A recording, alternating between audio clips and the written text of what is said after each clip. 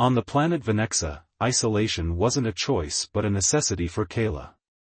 The slender, purple-skinned humanoid moved silently through the bioluminescent forest, her silvery eyes tracking the movement of small creatures that scattered at her approach.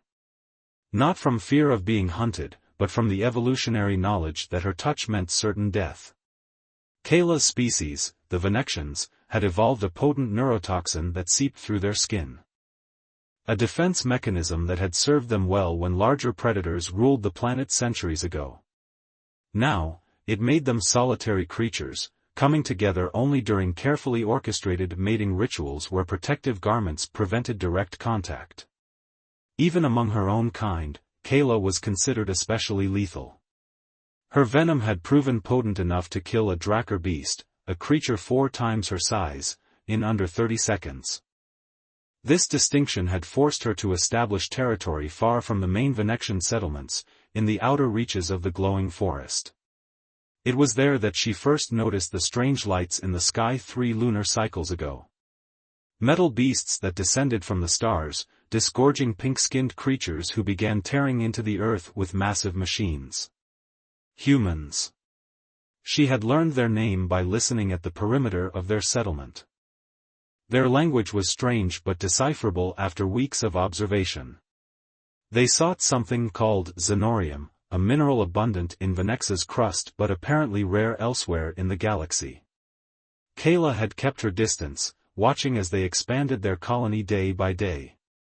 The treaty their leaders had established with the Venexian elders meant this territory was technically open to them, though few Venexians ventured here due to the dangerous megafauna that still roamed these parts. Today, something was different. A single human had strayed from the others, venturing deep into her territory. He carried devices that beeped and flashed as he collected samples from plants and soil. His skin was darker than most of the others, his frame taller and leaner. Kayla followed, moving silently from tree to tree, her curiosity overcoming her usual caution. The human seemed oblivious to her presence, entirely focused on his work. When he knelt to examine a patch of luminescent moss, a species that grew only near her dwelling, she decided this intrusion had gone far enough. She dropped from the branches above, landing silently behind him. Her translucent toxic spines extended instinctively from her forearms, glistening with venom. "You've wandered too far, human," she hissed in her own language, knowing he wouldn't understand the words but would recognize the threat in her tone. The human spun around, eyes widening at the sight of her. He fumbled for something at his belt, a weapon, perhaps, but she was faster. Kayla lunged forward, her toxic spines grazing his exposed forearm. She leapt back, waiting for the inevitable. The paralysis would begin immediately, followed by respiratory failure within minutes. She felt no pleasure in this kill, but territorial boundaries had to be maintained. Except, the human didn't fall. He looked at the scratch on his arm, then back at her, his expression showing confusion rather than fear. He said something in his language, then switched to another that sounded vaguely like the trade dialect some Venexians used with off-worlders. "You're Venexian," he said haltingly. "I mean no harm. Research, only research." Kayla remained frozen in disbelief. The human should be convulsing on the ground by now. Instead, he was trying to communicate with her. "How?" she demanded, switching to the trade dialect herself. "How are you still standing?" The human, who called himself Marcus, she would later learn, looked at the wound again. It was red and slightly swollen, but the deadly paralysis had not taken hold. "I don't understand," he replied. Was I supposed to be affected somehow?" Something cold and unfamiliar settled in Kayla's stomach. Fear. For the first time in her life, she'd encountered a creature immune to her deadliest defense. Without another word, she retreated into the forest, disappearing among the bioluminescent flora. But she didn't go far. Hidden in the canopy, she watched the human gather himself and continue his work, occasionally glancing over his shoulder. He was vulnerable yet unaffected by her venom. Impossible yet undeniable. As darkness fell and he finally returned to the human settlement, Kayla made a decision that would change everything. She would follow this human. Study him. Learn why he alone could withstand her lethal touch. For the first time since she could remember, Kayla felt something besides isolation. Curiosity and perhaps, though she wouldn't admit it yet, the faintest glimmer of hope. Marcus Devereux couldn't shake the feeling of being watched. For 3 days since his encounter with the Venexian, he'd sensed eyes following his every move. The xenobiologist ran a hand over the healing scratch on his arm, now just a faint pink line against his dark skin. Fascinating, he muttered, reviewing his blood samples on the portable analyzer. His genetic anomaly, the very condition that had made him an outcast on Earth, was now proving its worth. The rare protein mutation that altered his neuroreceptors had apparently rendered him resistant to the Venexian's neurotoxin. A rustling sound from the dense foliage caught his attention. Marcus slowly reached for his sample kit, extracting a vial of nutrient paste, a peace offering. "I know you're there," he called out in the trade dialect. "I'm not going to hurt you. I just want to talk." Silence hung in the air for several long moments before the undergrowth parted. The Venexian emerged, her silvery eyes narrowed with suspicion. She was even more striking in daylight, slender and graceful, her purple skin adorned with bioluminescent patterns that pulsed softly. "You should be dead," she stated flatly.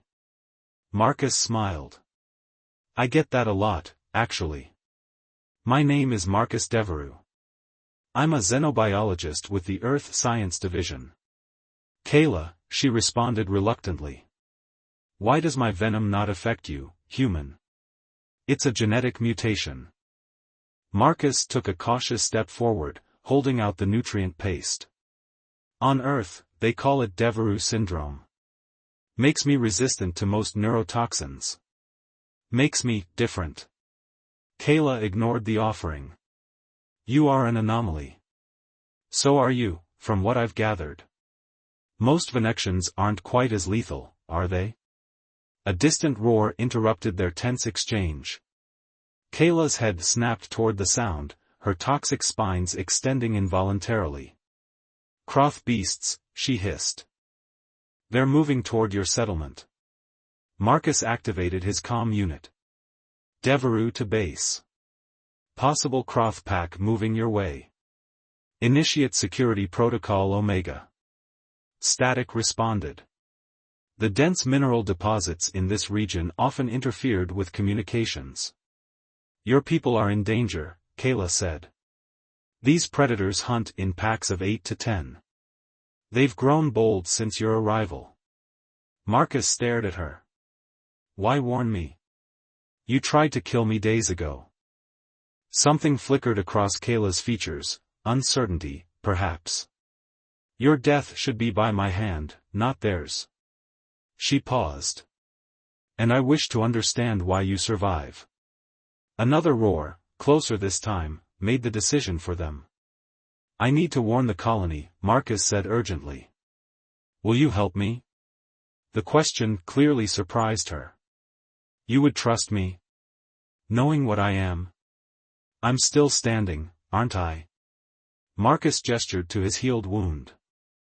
"Besides, your knowledge of these predators could save lives."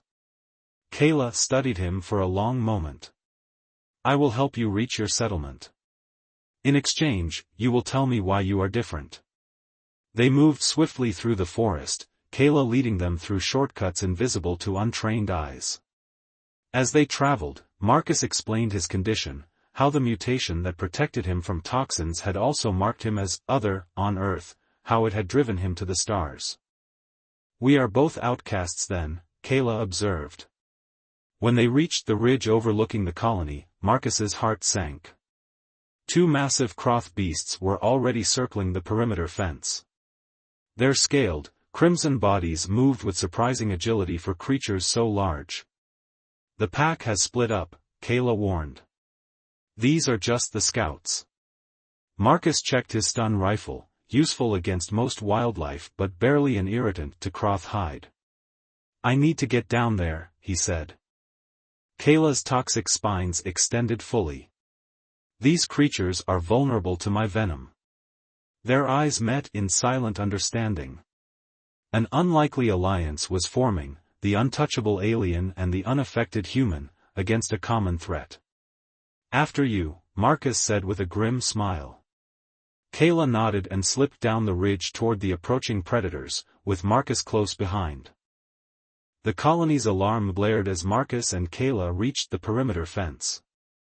Security personnel scrambled into defensive positions, their weapons trained not only on the approaching Croth beasts but also on Kayla. "Hold your fire!" Marcus shouted, positioning himself partially in front of the Venexian. "She's with me." Director Patel emerged from the command center, her weathered face tight with concern. "Devereaux, explain yourself." "No time," Marcus replied. "We've got at least 8 Croth beasts converging on the colony. Our standard weapons won't stop them. And I suppose your purple friend will?" Patel's doubt was clear, but the approaching roars of the predators left little room for debate. "Her venom can kill them," Marcus explained quickly. "I've seen what her species can do." Kayla remained silent, her silvery eyes tracking the movement in the forest's edge. Her body language radiated tension. She was surrounded by humans, all potential threats, yet the greater danger lurked beyond the perimeter. "The pack hunts in a spiral pattern," she finally said. "They will test your defenses from multiple points before committing to an attack." Director Patel studied Kayla with narrowed eyes before nodding sharply. "Very well. What do you suggest?" "I can eliminate 2, perhaps 3, before they realize the threat I pose," Kayla replied. "Your weapons must focus on disorienting the others." Marcus quickly translated her hunting strategy to military terms. Concentrated sonic blasts to their auditory organs, followed by targeted strikes from Kayla. The plan formed rapidly as the first Croth beast launched itself at the eastern fence. Its massive claws tore through the reinforced material like paper. Security teams deployed sonic cannons, the high-frequency waves causing the creature to momentarily retreat. "Now!" Marcus signaled to Kayla. She moved with breathtaking speed, scaling the damaged fence and leaping onto the disoriented predator. Her toxic spines plunged deep into its neck. The creature thrashed violently before collapsing, its nervous system shutting down. For 20 chaotic minutes, the pattern repeated. The humans would disorient a Croth beast, and Kayla would deliver the killing blow. The strategy worked until one of the creatures changed tactics, smashing through the western perimeter where defenses were thinnest. Marcus was coordinating the response when the Croth beast burst through the research lab's outer wall. He barely had time to dive aside as massive claws shredded the air where he'd stood. Rolling to his feet, he fired his stun rifle directly into the creature's face, buying precious seconds. "Marcus!" Kayla's voice cut through the chaos as she appeared in the ruined doorway. The momentary distraction cost him. The Croth beast's tail whipped around, catching Marcus in the chest and sending him crashing into a bank of equipment. Pain exploded through his ribs as he struggled to breathe. Kayla didn't hesitate. She launched herself onto the creature's back, driving her venomous spines repeatedly into its hide.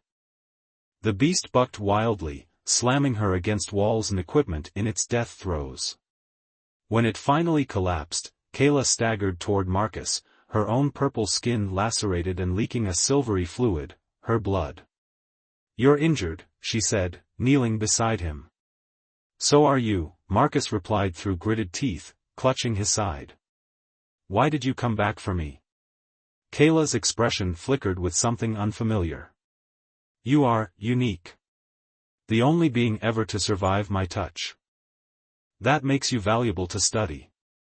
Marcus managed a pained smile. "Is that the only reason?" Before she could answer, Director Patel and the medical team rushed in. Kayla immediately withdrew, her defensive spines extending. "Wait," Marcus called, reaching toward her despite the medical officer's protests. "Stay. Please." Their eyes met across the debris-strewn room, the venomous alien who had never known connection and the human who had always been set apart. "I will return tomorrow," Kayla said finally. "To ensure you survive your injuries." As she slipped away into the gathering darkness, Marcus realized their reluctant alliance had become something neither had anticipated, the first fragile threads of trust. 2 weeks after the attack, Marcus stood at the colony's edge, watching the twin moons of Venexa rise over the bioluminescent forest. His ribs still ached despite the accelerated healing from the medical bay's regeneration treatments. "Your injuries slow you down," Kayla's voice came from the shadows. She emerged into the moonlight, her purple skin shimmering with patterns that seemed brighter than before.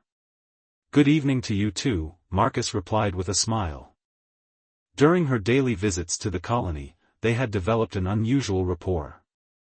The scientists were fascinated by her, though most kept a respectful distance. "The Croth beasts will return," she stated, moving closer than she typically allowed herself. "They always do once they find a reliable food source." Marcus nodded. "Director Patel knows. She's requested additional security measures from Earth Command, but it will take weeks for the shipment to arrive." Kayla's silver eyes flickered. "By then, the colony could be overrun. The beasts you killed were juveniles. Their parent nest will send more, larger ones." "You know where this nest is?" Marcus asked. "Yes. Deep in the burning canyon, where the ground vents release toxic gases. My kind can tolerate it briefly. Your species cannot." Marcus activated his data pad. "Maybe not naturally, but we have environmental suits." He displayed schematics of the colony's exploration gear. "Would these work?" Kayla studied the images, then looked up at him. "You wish to hunt the nest?" "No," Marcus corrected. "I wish for us to hunt the nest. A preemptive strike." The next morning, against Director Patel's better judgment, Marcus and Kayla set out with minimal equipment. 2 environmental suits, weapons, and enough supplies for a 3-day expedition. They moved through the forest with Kayla leading, her knowledge of the terrain proving invaluable. "Why did your people settle so far from others?" Marcus asked as they navigated a particularly dense section of glowing vegetation. "My venom is exceptionally potent," she replied without looking back. "An accident during my adolescence killed another Venexian. I was encouraged to establish territory at a safe distance." "You were exiled," Marcus translated. "As were you, in your way," she countered. "Your genetic difference made you an outcast on your world." Marcus was surprised by her perception. "That's perceptive." "I observe," she said simply. "You speak of Earth with knowledge but no attachment. Your eyes show no homesickness when others mention returning." They walked in silence for a while before Marcus spoke again. "On Earth, I was a medical anomaly, not a person. Here, I'm valued for my skills, not defined by my condition. Among my people, I am feared," Kayla said quietly. "With you, I am, simply Kayla." By nightfall, they reached the canyon's edge. Below, geothermal vents released clouds of sulfurous gas that glowed faintly in the darkness. The environmental sensors on Marcus's suit immediately began warning of dangerous conditions. "We'll need to activate our suits before descending," he said, unfolding his gear. Kayla watched him with curiosity as he donned the protective equipment. "Your technology compensates for your biological limitations. While your biology gives you natural advantages," he countered. "Together, we make a complete explorer." As they prepared to descend into the canyon at dawn, a distant roar echoed through the night, deeper and more menacing than the juvenile Croth beasts they had encountered before. "The Nest Guardian," Kayla whispered, her toxic spines extending involuntarily. "It senses intruders." Marcus checked his weapons and nodded to her. Then we'd better not keep it waiting. They stood side by side at the canyon's edge, the venomous alien and the immune human, united by a common purpose and something increasingly more complex than mere alliance. Ready? Marcus asked. Kayla's silvery eyes met his. Together, she replied, a word that carried more weight than either acknowledged. As the first rays of sunrise illuminated the toxic canyon, they began their descent toward the Croth nest, each step taking them deeper into danger and closer to each other. The Croth nest guardian was more terrible than either of them had anticipated. Twice the size of the juveniles that had attacked the colony, its crimson scales were thick with age and battle scars. It loomed over the dozens of eggs nestled in the geothermal vents, drawing strength from the toxic environment. We need to separate it from the nest, Marcus whispered, his voice distorted through the environmental suit speakers. If we destroy the eggs while it's distracted, the colony will be safe for years. Kayla nodded, her silver eyes narrowed in concentration. I will draw it away. My venom will work faster if I can strike at the soft tissue beneath its jaw. Too dangerous, Marcus objected. We stick to the plan. Together. Something flickered across Kayla's features, surprise, perhaps, at his concern for her safety. Very well, she conceded. Together. They executed their strategy with precision born of their complementary skills. Marcus deployed sonic disruptors that disoriented the Guardian, while Kayla used her superior agility to dart in and deliver strategic venomous strikes. It was working until the beast's massive tail caught Marcus's leg, sending him crashing into a rock formation. His environmental suit's alarm blared as a tear opened along his side, toxic gases seeping in. Marcus. Kayla abandoned her attack position, racing toward him. The Guardian, sensing weakness, moved to crush the fallen human. In a blur of motion, Kayla inserted herself between them, driving her toxic spines deep into the predator's exposed throat. The creature thrashed violently, catching her with a razor-sharp claw before finally succumbing to her potent venom. Marcus struggled to seal his suit as Kayla limped toward him, silvery blood streaming from a deep gash across her shoulder. The eggs, he gasped through the pain. We need to finish the mission. Together, they managed to destroy the nest before Marcus's suit failed completely. The toxic gases burned his lungs as they staggered up the canyon path, his consciousness fading. The last thing he saw was Kayla's face, her expression uncharacteristically full of fear, not for herself, but for him. When Marcus awoke in the colony's medical bay 3 days later, Director Patel was by his bedside. The Venection saved your life, she said without preamble.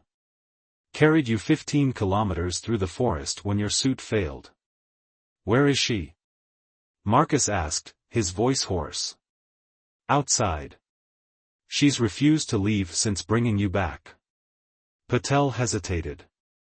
She's been working with Dr. Randall on something. A theoretical application of your genetic anomaly. 2 days later, with his strength partially returned, Marcus found Kayla in the research lab. She was conversing intently with Dr. Randall, who was synthesizing something in a molecular fabricator. What's all this? Marcus asked.